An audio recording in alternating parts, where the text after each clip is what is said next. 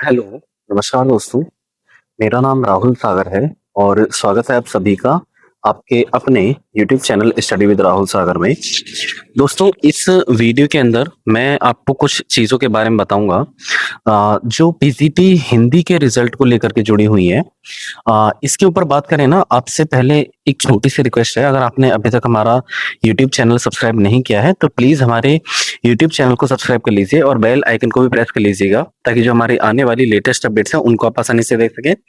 और साथ ही साथ एक चीज और याद रखिएगा कि इस वीडियो के डिस्क्रिप्शन बॉक्स में आपको एक टेलीग्राम चैनल का लिंक भी मिल जाएगा। आप चाहें तो उसे भी फॉलो कर सकते हैं, क्योंकि उस चैनल के माध्यम से हम आपको डीएसएसपी के द्वारा प्रोवाइड कराई गई हर एक ऑफिशियल, अनऑफिशियल और साथ साथ ऐसी जानकारी जो हमें हमारे सीक्रेट रिसोर्सेज के साथ मिलती है, तो उसे हम आपको सबसे पहले वहीं पर दे देते हैं, तो आप उसे ज्वाइन कर सकते हैं।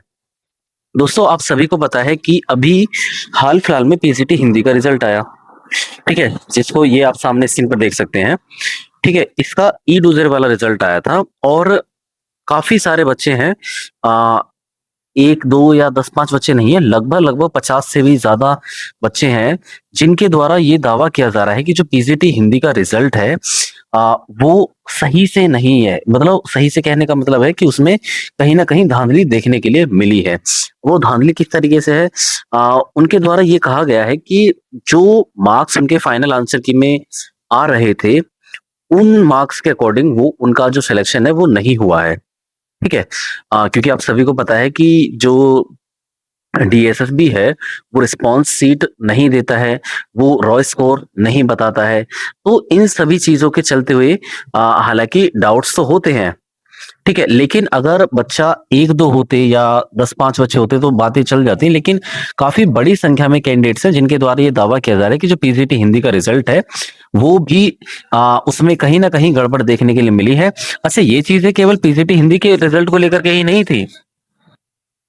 ये पहले जो पीजीटी हिस्ट्री का रिजल्ट आया था उसमें भी कुछ कैंडिडेट्स के द्वारा ये कहा गया था कि उसमें भी कहीं ना कहीं गड़बड़ी देखने के लिए मिली थी। लेकिन अब की बार जो पीजीटी हिंदी का रिजल्ट आया है, पोस्ट कोड 824/24 का, इसमें चीजें बहुत बड़े लेवल पर देखने के लिए मिली हैं।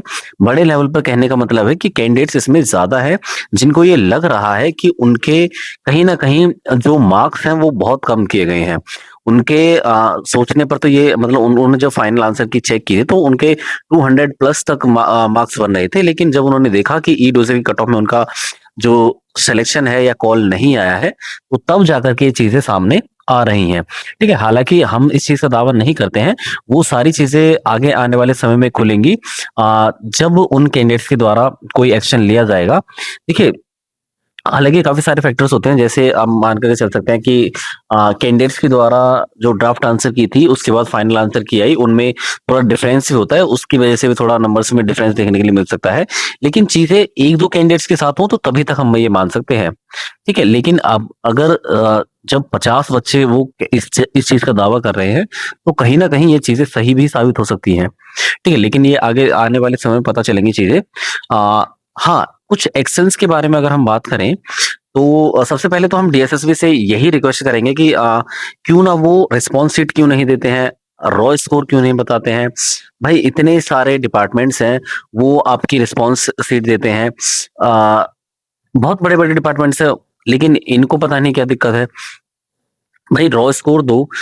लेकिन हाँ, ये रॉ स्कोर देते हैं या रिस्पॉन्स शीट भी कब देते हैं? जब इनका फाइनल रिजल्ट आ जाता है उसके बाद ये कहते हैं कि आरटीआई फाइल कीजिए, उसके बाद हम आपको आपकी जो रिस्पॉन्स शीट वगैरह होगी या जो भी रॉ स्कोर वगैरह होता है उसको हम देंगे। लेकिन उसके बाद फायदा क्या है?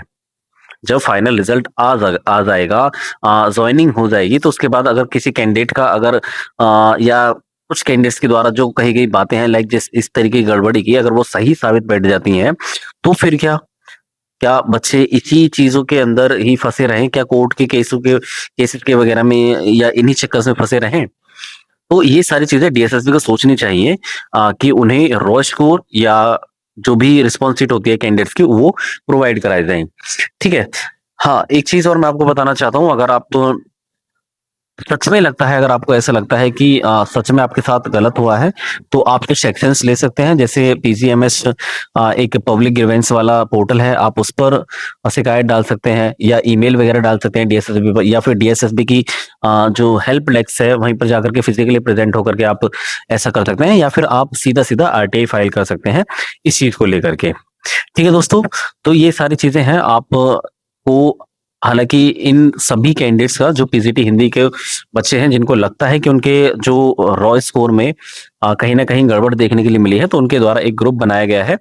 आ, देखते हैं जो भी अगर अपडेट मिलती है इस चीज को लेकर के, आगे क्या एक्शन लिया जाता है उन बच्चों के द्वारा, वो सारी चीजें आपको इस यूट्यूब चैनल के माध्यम से शेयर कर दी जाएंगी। ठीक है दोस्तों, तो इसी चीज को लेकर के मैं बात करना चाहता था आज की वीडियो के अंदर। इस वीडियो में हालांकि अब देखते हैं क्या होता है, क्या ये सच में दावा सही बैठता है या गलत होगा, वो आगे आने वाले समय पता चलेगी। ठीक दोस्तों, तो चलिए यही थी हमारी इसकी वीडियो। आई होप आपको ये वीडियो पसंद आएगी। वीडियो पसंद आई तो प्लीज वीडियो को लाइक, शेयर और हमारे यूट्यूब चैनल को सब्सक्राइब भी कर लीजिएगा, ताकि जो हमारे आने वाली लेटेस्ट अपडेट्स हैं उनको आप आसानी से देख सकें। तो चलिए दोस्तों, thanks and thanks for watching.